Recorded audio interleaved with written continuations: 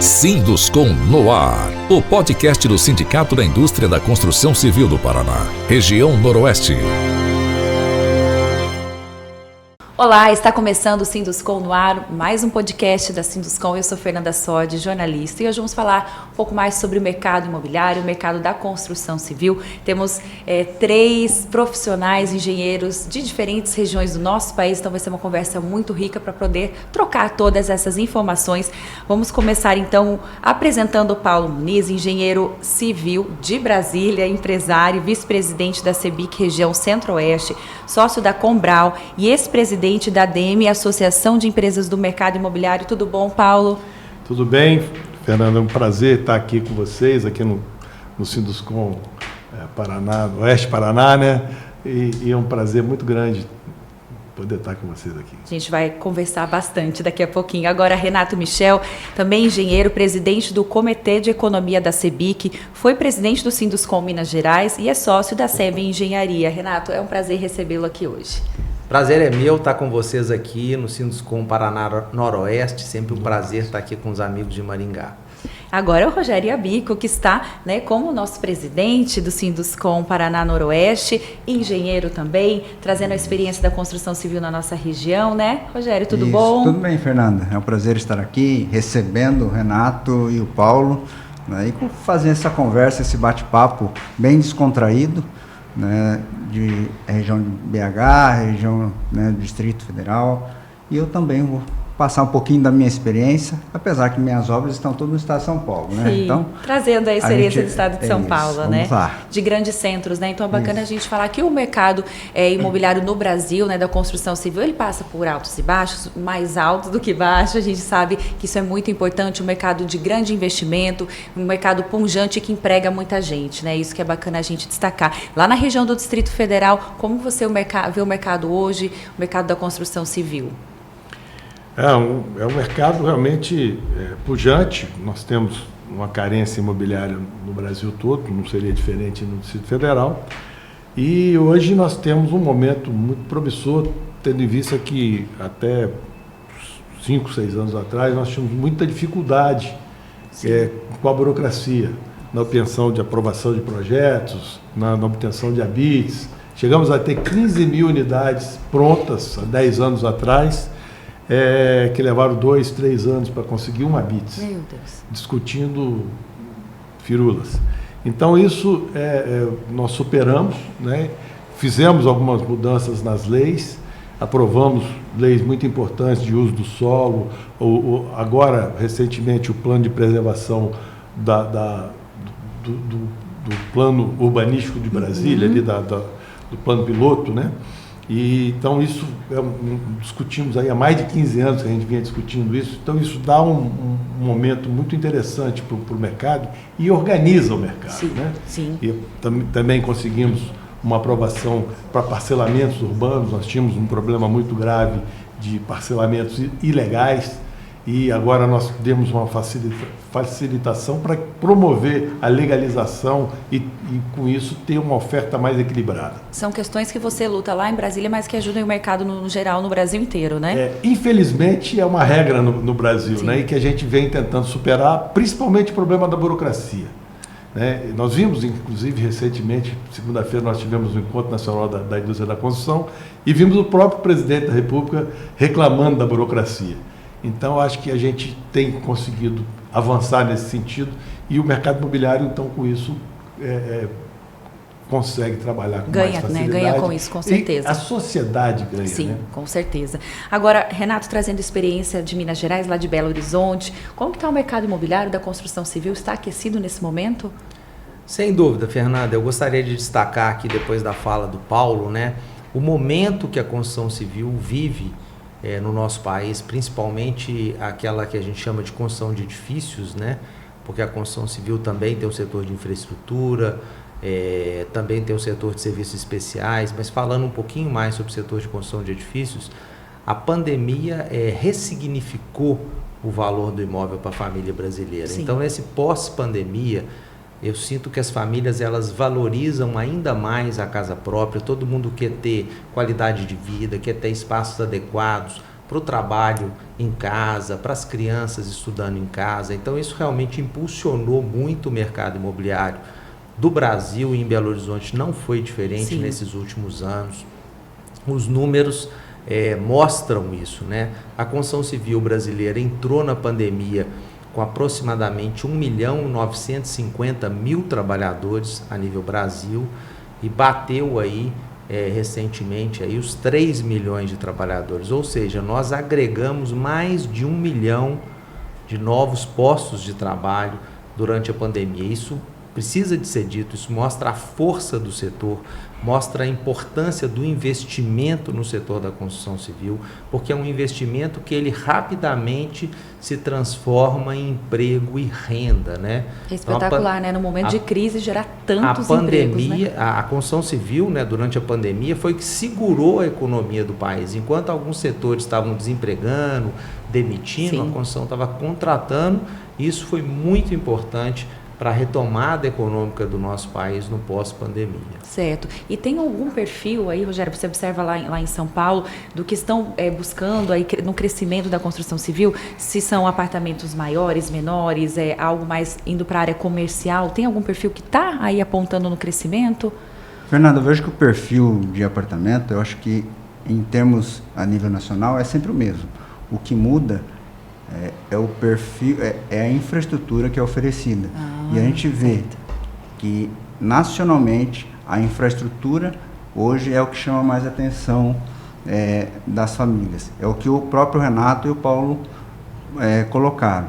As famílias querem um local seguro, mas querem um ambiente também familiar. Sim. Que para a família poder cada vez mais ficar unida e poder socialmente aproveitar a infraestrutura do seu imóvel, né? A primeira moradia também, antigamente, era um imóvel recluso, somente para chegar, dormir, não tinha uma infraestrutura grande. Hoje não, hoje a primeira moradia também já oferece uma infraestrutura para as famílias. Básica ali, uma academia, né, uma piscina, uma pequena quadra. As pessoas estão buscando esse lazer cada vez mais, né? E as pessoas não têm se importado em pagar um pouco mais para esse imóvel se tem esse lazer, né? Elas não, a gente repara que elas não têm se importado, elas procuram esse lazer, né? Hoje em dia, né? Qualidade de vida, né? Até nesse sentido, nós tivemos também aí algumas normatizações em relação ao Minha Casa Minha Vida, que já refletiram numa retomada significativo. Nós temos uma pesquisa nacional que há anos atrás o Minha Casa Minha Vida chegou a representar 60% da venda. E hoje recentemente, há 2 anos atrás, tinha caído isso significativamente, tendo em vista as dificuldades que o programa vinha enfrentando, e com a nova normatização do ano passado, nós já passamos dos 50% nas nossas pesquisas atuais, é isso?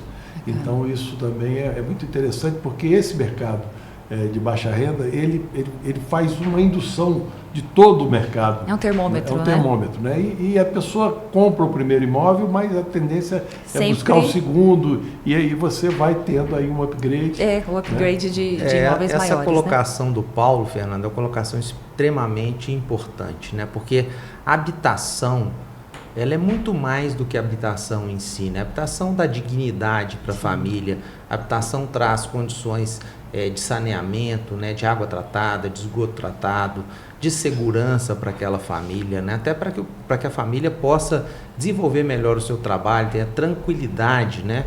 Para a sua vida. E o programa Minha Casa Minha Vida é extremamente importante para aquela aquisição do primeiro imóvel, né? Para aquela família que às vezes ainda não tem um imóvel próprio, conquistar o sonho da casa própria.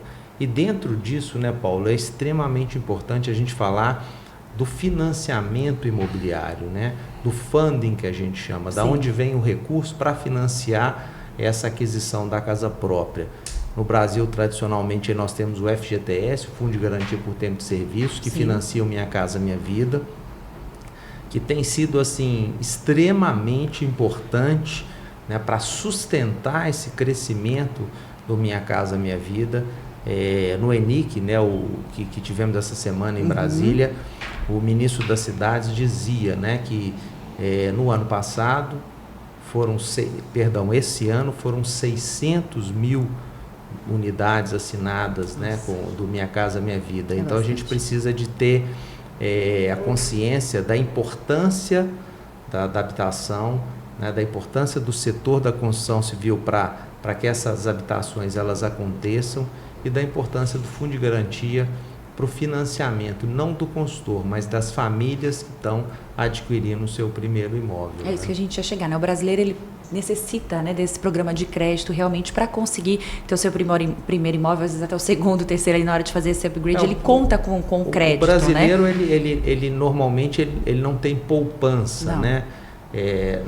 Nós temos, assim, culturalmente, né? Nós não somos um povo que tem esse hábito de poupar. Então, assim, é muito difícil, às vezes, para o brasileiro, até mesmo dar o sinal da aquisição da casa própria. Então, essas fontes de financiamento, essas condições de financiamento, elas são fundamentais, né, para a gente dar essa dignidade para essa família. Eu acho que é uma obrigação social que nós, como brasileiros, precisamos de ter, né? Com certeza. A universalização da habitação para o povo brasileiro. Uma garantia mesmo, né?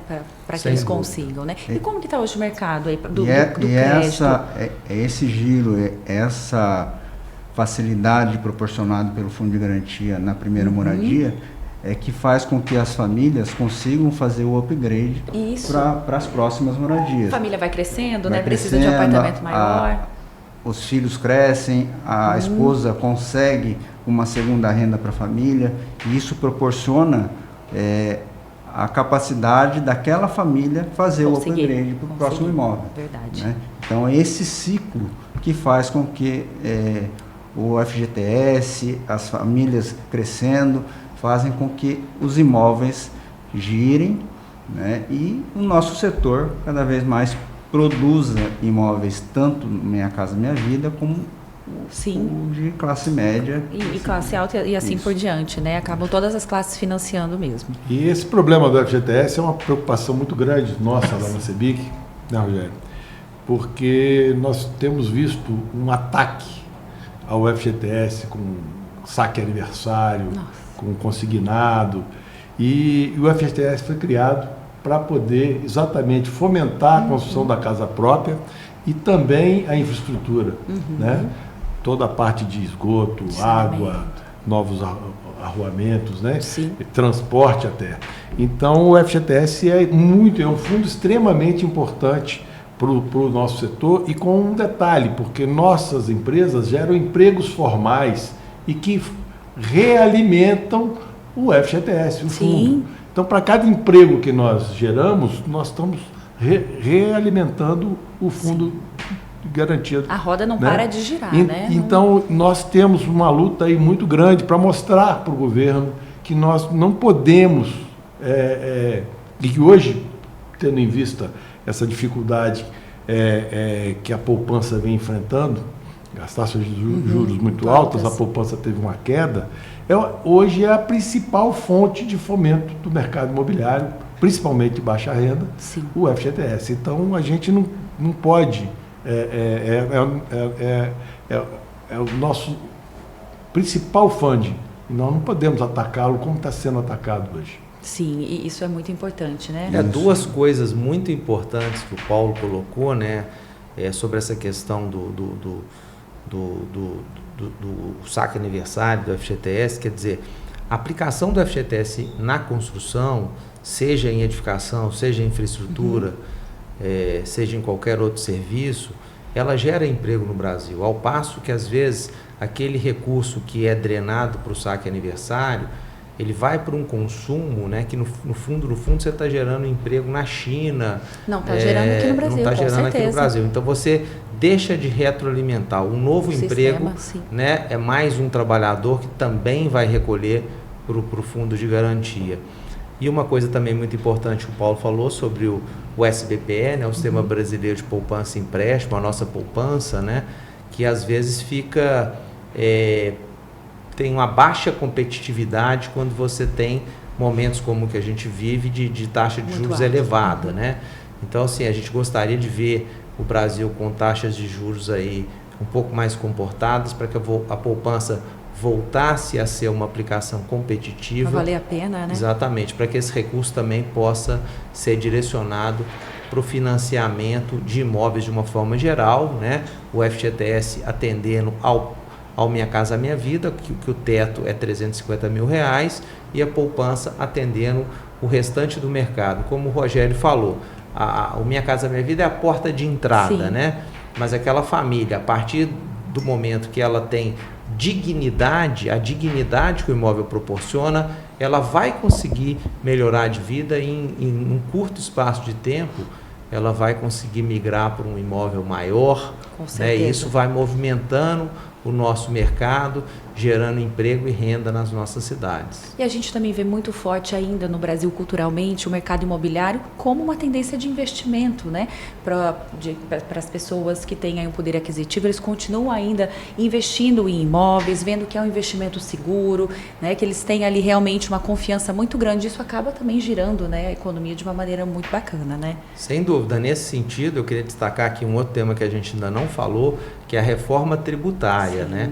É preciso que o governo, nós somos favoráveis à reforma tributária, sabemos da dificuldade que a gente tem, porque é um sem número de leis e de impostos que a gente tem no Brasil, então acho que a simplificação desse sistema é muito importante, mas a gente tem que manter a carga tributária e manter a competitividade, né? Dependendo do desfecho da reforma tributária, a gente pode às vezes estar prejudicando a rentabilidade do locador, por exemplo. Sim. Então o governo tem que ter atenção nesse momento, né, para que ele não desestimule. Pelo contrário, a gente quer ver o mercado imobiliário estimulado, porque, de novo, gera emprego e gera renda no nosso país. Com certeza. Em relação ao que o Renato comentou, esse estímulo, o Sinduscom Minas Gerais, quando dirigido pelo Renato, recentemente, fez um estudo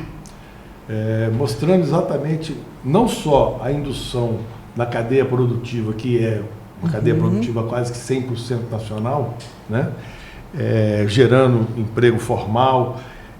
Nós também, no pós-obra, para cada R$1 investido no empreendimento imobiliário de médio e alto padrão, nós temos 30% revertido no mercado, com pequenas obras, com decoração, com compra de eletrodomésticos. Excelente então, retorno. nos próximos 2 anos pós-habites, você tem isso diretamente no município, né, onde naquele comércio ali, né? Aquele comércio local. Isso é né? muito importante. Então, isso é um número fantástico.